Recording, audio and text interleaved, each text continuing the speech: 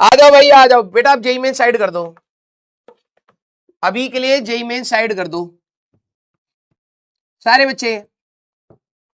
दूसरी चीज भी खराब करनी है नहीं ना, सब कुछ साइड कर दो, उसकी एनालिसिस, उसकी मेहनत, उसका सारा प्रोसेस अलग है। अभी सब बोर्ड टफ आएगा, ऑब्वियसली टफ आएगा, फिजिक्स का तो टफ ही आता है, मैं केमिस्ट्री और मैथ्स का तो नहीं जानता, लेकिन अगर आप फिजिक्स का पेपर देखें, अब मैं डराने के लिए नहीं बोलूंगा, पता लगे मैं बोल दूं नहीं नहीं बेटा आसान होता है, कल जाके तेरी हवा टाइट हो जाए, तो मैं ईमानदारी से बताऊंगा जो फिजिक्स का आपका पेपर आता है, ठीक है, वो टफ एंड की साइड ही होता है, मतलब इजी तो नहीं बोलेंगे, मॉडरेट से थोड़ा सा प्लस है, और आप बच्चों के हिसाब से जो बच्चों का रिएक्शन आता है उसके हिसाब से टफ ही बोलेंगे। तो ये पेपर आपको थोड़ा सा टफ एंड पर दिखेगा। 1 मिनट के लिए आप लोग अपना जेईई मेंस को अब साइड करिए, जरूरी है, क्योंकि जो कल आपके पास होने वाला है एग्जाम, वो भी आपके लिए एक इक्वली इंपॉर्टेंट पैरामीटर है, ठीक है, उसको आप खराब नहीं होने दे सकते जस्ट बिकॉज आप कुछ फील कर रहे हैं, आपकी काफी मेहनत लगी है, उसको स्ट्रक्चर्ड फॉर्म में आपको ले जाना है। प्लीज एक मेरी बात को मानिएगा, ठीक है, जेईई मेंस में जो भी चीजें हुई, ठीक है, जो भी चीजें हुई, कुछ बच्चों का अच्छा गया, कुछ बच्चों का अच्छा नहीं गया, कुछ बच्चे, मेजॉरिटी बच्चे एज अपनी एक्सपेक्टेशन के हिसाब से नीचे ही होंगे, जिसके अगर आप देख रहे हैं किसी के 200 मार्क्स है, वो भी सोच रहा होगा यार 240 आने चाहिए थे, वो भी कहीं ना कहीं एक फेज में गिल्ट मोड में होगा, डिप्रेसिव मोड में होगा, मैं समझ सकता हूं, लेकिन अभी आपके लिए जो जेईई मेंस है उसको आपको फॉर द टाइम बिंग आपको साइड रखना चाहिए, और मैच्योरिटी यही कहती है कि ये भी एक एग्जाम था जिसने आपको पुश किया याद करने के लिए, तैयार करने के लिए, मेहनत करने के लिए। अब जो दूसरा है आपके लिए बोर्ड्स, ये भी इक्वली इंपॉर्टेंट है, अगर आपने इसको मैसअप करा, देखो हर चीज का एक प्रॉब्लम है, ठीक है, हाँ, प्लीज मेरी बात को ध्यान से सुनिएगा, मैं आपका ज्यादा टाइम नहीं लूंगा क्योंकि कल कई बच्चों का एग्जाम है, तो वहां पे पीस ऑफ माइंड होता है। एग्जाम से, जेईई मेंस से पहले भी मैंने आपको कई चीजें बताई थी, उसका ध्यान रखना चाहिए था, लेकिन ठीक है कोई नहीं, अभी भी हमारे पास जेईई मेंस का एक अटेम्प्ट है।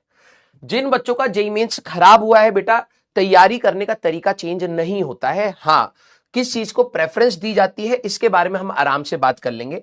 कल एक बार बच्चे पेपर दे करके आ जाते हैं, कुछ बच्चों को 5 मार्च को है, तो हम लोग 1-2 दिन रुक करके फिर से एक बार मिलेंगे, फिर जेईई मेंस के बारे में मैं आपको कुछ और चीजें गाइड करूंगा, क्योंकि आपके मैथ्स का भी होगा, केमिस्ट्री का भी होगा, इंग्लिश, सीएस और भी एग्जाम्स होंगे, सबके अलग अलग अपने ऑप्शनल है, तो सबके एंड डेट्स अलग अलग है, लेकिन एक पैटर्न है उसको मैं आपको बताऊंगा, कोशिश करना कि उसको जितना फॉलो कर सके उतना फॉलो करिए, ठीक है। अब बात आ रही है, सबसे पहले ऑल दी बेस्ट, मैं आप सभी लोगों को मतलब दिल से बोलूंगा कि आप जाइए अपने एग्जाम को अपने बेहतरीन तरीके से लिख करके आइए। फिजिक्स का पेपर, मार्केट का नोशन जो है वो आपको पता होना चाहिए, थोड़ा सा कठिन साइड में आता है आपको पेपर देना, क्योंकि आप में से कई बच्चे होंगे जो पूरे टाइम डमी रहे होंगे, कई बच्चे होंगे जिन्होंने स्कूल में अटेंडेंस का लोड नहीं था तो वो स्कूल गए नहीं, कभी कभार गए, कभी कभार नहीं गए, और कुछ ऐसे बच्चे होंगे जो हमेशा स्कूल से गए हैं। जो हमेशा स्कूल गए होंगे उनका कहीं ना कहीं थोड़ा सा एप्टीट्यूड सही होता है, क्यों? क्योंकि उन्होंने स्कूल में बार बार इस प्रकार के एग्जाम दिए होते हैं, उनको लिखने का समझ आया होता है, कभी कभार टीचर ने मार्क्स इधर उधर काटे होते तो उनको वो गम याद होता है कि यार मैंने ऐसे लिखा था तो मार्क्स नहीं दिए थे टीचर ने, ऐसे लिखा था तो मार्क्स दे दिए थे टीचर ने, तो उनके कुछ ना कुछ एक्सपीरियंसेस उनको थोड़ा सा कंफर्ट जोन में डालते हैं। सबसे ज्यादा पैनिक कर रहे होते हैं यहाँ पे डमी वाले, और या फिर जो वो बच्चे जिनके अटेंडेंस का लोड नहीं था, वो कभी गए ही नहीं, ऐसे बच्चे, उनको अब लगता है कि सर अब कैसे करेंगे। बेटा जितना खुल के लिख सकते हो, पहली बात स्पीड स्टार्टिंग से मेंटेन रखना, ये मत सोचना कि सुंदर सुंदर लिखूंगा तो मार्क्स आएगा, नहीं, सही लिखोगे और समझने वाली मतलब सुंदरता के साथ लिख दोगे तो मार्क्स मिलेगा। सबसे पहली चीज है स्पीड स्टार्टिंग से रखना, मजे मजे में पेपर सॉल्व करना मत स्टार्ट करना, ठीक है, ये नहीं कि यार मैं पहले ना आराम आराम से देख लेता हूं, नहीं, बाद में पैनिक कर जाओगे। स्टार्टिंग से स्पीड रखनी है, एक ऐसी स्पीड जिसमें आपकी हैंडराइटिंग बहुत ज्यादा गंदी ना हो। देखिए भाई, हैंडराइटिंग का कोई मार्क्स नहीं होता, लेकिन हाँ एक प्रेजेंटेशन नाम की चीज होती है बोर्ड्स में जो मैटर करती है, हैंडराइटिंग का कोई मार्क्स नहीं है, लेकिन आप इतना भी गंदा प्रेजेंट मत करके आइएगा कि जो आपका एग्जामिनर जो चेक कर रहा है आपके पेपर को वो चीजें ही ना समझ पाए। तो आपको अगर लग रहा है कि आप तेज लिख रहे हैं और गंदी राइटिंग में कन्वर्ट हो रहा है, थोड़ा सा स्लो हो जाना, और अगर आपको लिख रहा है आप बहुत सजा सजा कर लिख रहे हैं, भैया उसका कोई एडिशनल एडवांटेज नहीं होने वाला, आंसर गलत होगा तो 0 ही मिल जाएगा, यस और नो, हो सकता है अटेम्प्ट करने का आधा 1 मार्क मिल जाए, यही होगा मैक्स टू मैक्स। तो आपको एक ऐसी स्पीड मेंटेन रखनी है कि आपके वर्ड्स डिस्टिंग्विशेबल हो कि टीचर समझ पाए कि आपने क्या लिखा है, और ज्यादा सजा वजा करके नहीं रखना है, स्टार्टिंग से ही स्पीड रखनी है। अब attempt all questions in sequence.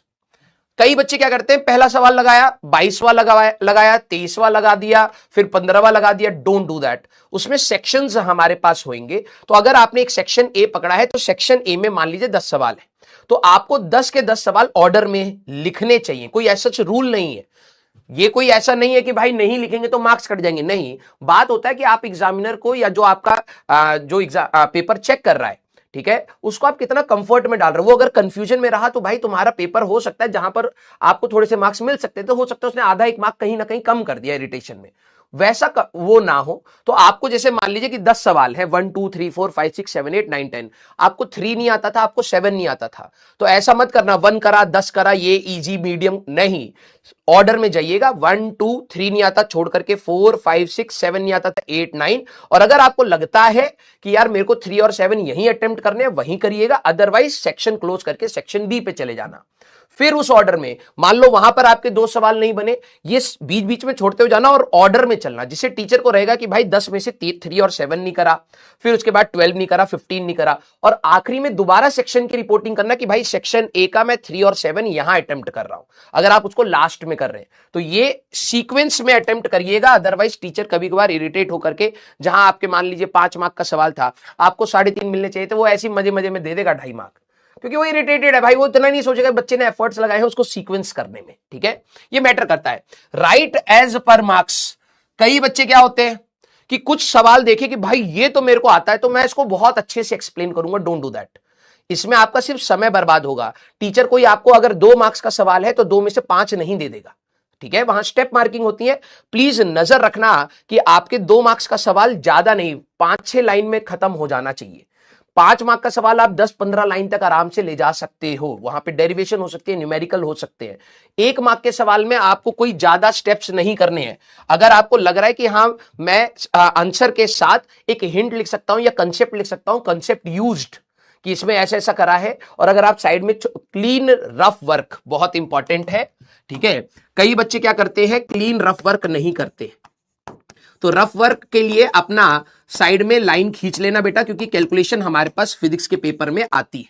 तो आप अपना, जब आपको पेपर मिलेगा तो 10-15 मिनट बोर्ड्स में मिलता है, आप पेपर को एनालाइज करना, तो आप क्वेश्चंस को सीक्वेंस में ही मार्क कर लेना, ये करूंगा ये करूंगा ये करूंगा ये करूंगा ऑर्डर में। और जो आपको डाउटफुल लग रहे हैं स्टार्टिंग से, उनको डाउट में या गोल गोल बना लीजिएगा, सबसे पहले ऑर्डर में जाना। और अगर आपका रफ वर्क है तो क्लीन रफ वर्क, आपने क्वेश्चन नंबर 1 अगर यहां अटेम्प्ट किया है, जैसे फॉर एग्जांपल क्वेश्चन नंबर 1 यहां अटेम्प्ट किया है, आपने रफ वर्क यहां पर बनाया है, तो आप यहां पर क्वेश्चन नंबर 1 का रफ लिख करके सॉल्व कर देना। अगर मान लीजिए टीचर को लगा कि हाँ यार बच्चे ने कोशिश करी है, हो सकता है कुछ आपको मार्क्स मिल जाए, सर यहां पर स्पेस रह जाएगा, लेट इट बी, कोई दिक्कत नहीं। अगर आपके यहां पर क्वेश्चन नंबर 2 का रफ वर्क आ रहा है, थोड़ा सा स्पेस छोड़ करके क्वेश्चन नंबर 2 कर दीजिएगा। कई बच्चे क्या होते हैं ना, इतना पास पास लिखते हैं, डोंट डू दैट, ठीक है। आपको शीट की कोई कमी नहीं है, इतना आप सफिशिएंट स्पेस छोड़ करके आराम आराम से अपना पेपर लिख सकते हैं, जिससे एग्जामिनर को भी इरिटेशन ना हो, ठीक है। Detailed explanation as per marks. पता लगे 5 मार्क के सवाल में जहां पर मान लो 3 और 2 का उन्होंने बाइफर्केशन करा है, और वाले क्वेश्चंस को ध्यान रखिएगा, ऑप्शंस मिलेंगे और क्वेश्चंस जिसमें आपको लग रहा है कि आप बेटर जस्टिफाई कर पाएंगे अपनी नॉलेज को, उसको उठाइएगा, ठीक है, उसको उठाइएगा। और एक्सप्लेनेशन एज पर मार्क्स होनी चाहिए, ठीक है। ये नहीं कि 1 मार्क का सवाल आता था तो उसको पूरा एक्सप्लेन करके स्टेप बाय स्टेप सुंदर सुंदर लिख रहे हैं, और आखिरी तक समय नहीं बचा और 5 मार्क के सवाल को 2 लाइन में निपटा दिया। डोंट डू दैट, मार्क्स नहीं मिलेंगे। आपको लगेगा आप बहुत अच्छा पेपर करके आए, जब बोर्ड्स का रिजल्ट आता है बच्चों के मार्क्स गिर जाते हैं, क्योंकि आपने पेपर ढंग से अटेम्प्ट नहीं किया होता है।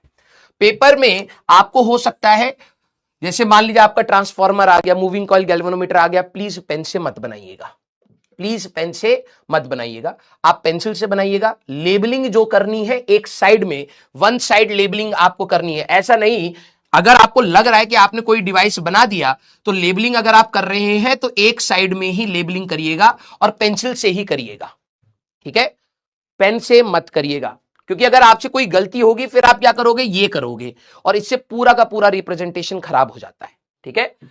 स्पेस बिटवीन दी आंसर्स, कई बच्चे होते हैं लाइन से भाई साहब चिपकाए पड़े हैं, क्वेश्चन नंबर 1 था, वही क्वेश्चन 2 है, वही क्वेश्चन 3 है। भाई तेरे को स्पेस के लिए कोई दिक्कत नहीं, तू एक्स्ट्रा शीट ले लेना। इसमें क्या होता है, कई बार एग्जामिनर से कुछ सवाल चेक नहीं होते हैं।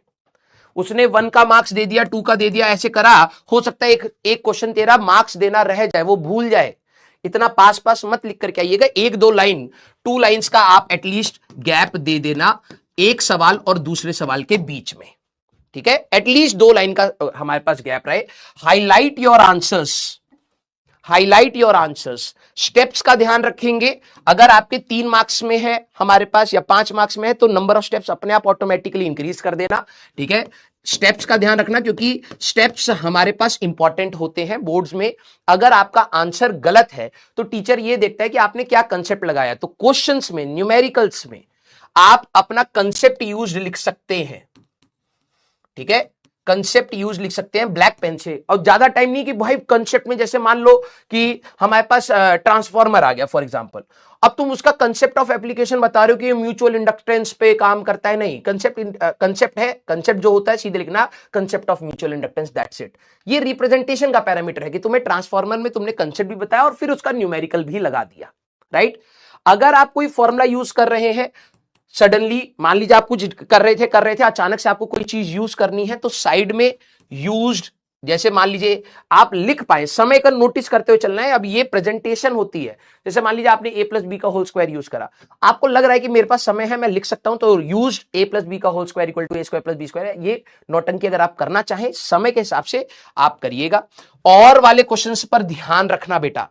मेरे टाइम पर मेरे से गलती हुई थी कि एक क्वेश्चन दूसरे, एक तो हिंदी इंग्लिश में होता है, ठीक है, एक तो हिंदी इंग्लिश में होता है, उसमें कई बार क्वेश्चंस के ABC पार्ट्स भी होते हैं। एक मार्क में 3 पार्ट्स बना दिए उन्होंने, 3 मार्क का सवाल था, ABC 3 पार्ट दे दिए, 2 पार्ट इधर थे, 1 पार्ट उधर है। ये मेरे साथ हुआ था, तो प्लीज ऐसा ना हो कि जैसे मान लीजिए वो पेपर में यहां पर क्वेश्चन नंबर कुछ था, उसका एक मेरे को लगा शायद 2 ही मार्क्स का, 2 ही मार्क्स वाला सवाल होगा, मैंने पलटा, वहां पे एक मार्क का और था, अगले पेज पर ऐसे था, ठीक है, 1 मार्क का और था और यहां पर हिंदी में लिखा हुआ था। तो मैंने जैसे ही पलटा, मेरा ध्यान हिंदी पर गया, मैंने ये ध्यान ही नहीं दिया, 1 मार्क का सवाल चला गया, आता था, ठीक है। तो ऐसी चीजें आपको थोड़ी सी यहां पर ध्यान रखनी होंगी। जो आपके 1 मार्क वाले सवाल हैं उसमें डीप आपको स्टेप्स नहीं लिखने, आप अपना कंसेप्ट यूज लिख सकते हैं। रफ वर्क तो करना ही पड़ेगा आंसर तक निकालने के लिए, आप वो कर सकते हैं और फिर अपना आंसर मार्क कर सकते हैं।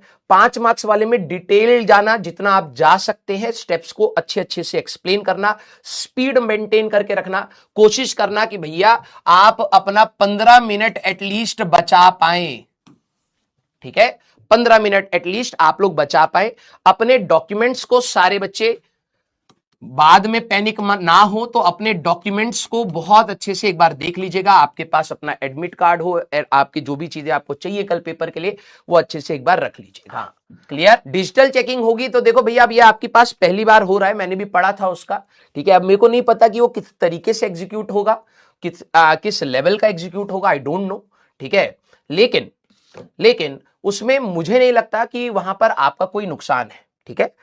जैसा भी होगा, हम क्या मान सकते हैं, हमें नहीं पता वो प्रोसेस कैसे ड्रिवन होगा, वो विद टाइम समझ आता है कि यार ऐसे हुआ था। लेकिन अगर आप यहां पर समझे, हमारे हाथ में क्या है, मैं हमेशा कहता हूं हमारे हाथ में है अच्छे से प्रेजेंट करना, अपनी नॉलेज को अच्छे से लिखना, सारी चीजें अच्छे से समझाना, स्पेसिंग रखना। कटिंग जो बच्चे गंदी सी करते हैं, इसका भी बहुत प्रॉब्लम होगा। जब आप कटिंग करते हो, मान लीजिए आपने कुछ गलत लिखा, प्लीज ऐसे मत करना भाई।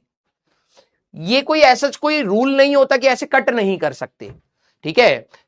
कोई बच्चा बोले कि सर ये कैसी बात सिखा रहे हो, अरे भाई ये रिप्रेजेंटेशन की बात है, कटिंग में सीधे बस ऐसे कर देना, सीधे एक लाइन खींच देना। क्लियर। अपने आखिरी में पैनिक मत करना, सेंटर पर थोड़ा पहले पहुंच जाना। वेदर थोड़ा ऊपर नीचे हो रहा है तो प्लीज ध्यान से अपना हेल्थ का ध्यान रखना। ऐसा नहीं रात को कुछ उल्टा पुल्टा खा लिया, कल फूड पॉइजनिंग होगी, कुछ भी ऐसा ना हो कि आपकी हेल्थ पर रहे, और अच्छा जाएगा। बिलीव मी, हम सभी का आशीर्वाद आपके साथ है, ठीक है। आप लोग जाइए, आराम से पढ़िए, वी ट्रस्ट यू, ठीक है। आप अच्छा ही करेंगे अपनी लाइफ में। ये पेपर जस्ट एक बात है कि हम मेहनत कर रहे हैं तो हमें रिजल्ट चाहिए होता है, ये सभी के अंदर है। तो अच्छा अटेम्प्ट करके आइए, अपना बेस्ट दे करके आइए। हाँ, और हमारा सभी का बेटा, सभी का आशीर्वाद है आप पे, पूरी टीम आपके साथ है बेटा। लव यू ऑल बेटा, लव यू ऑल। और आपके मार्क्स कम आने पर या अच्छे आने पर ऐसा मत सोचिएगा कि आप किसी से कम है, नहीं, आपकी मेहनत डिसाइड करती है। अगर आपने मेहनत करी है आज, नहीं तो कल उसका एफर्ट आएगा, आज नहीं तो कल उसका फल भी आएगा। Yes, love you all.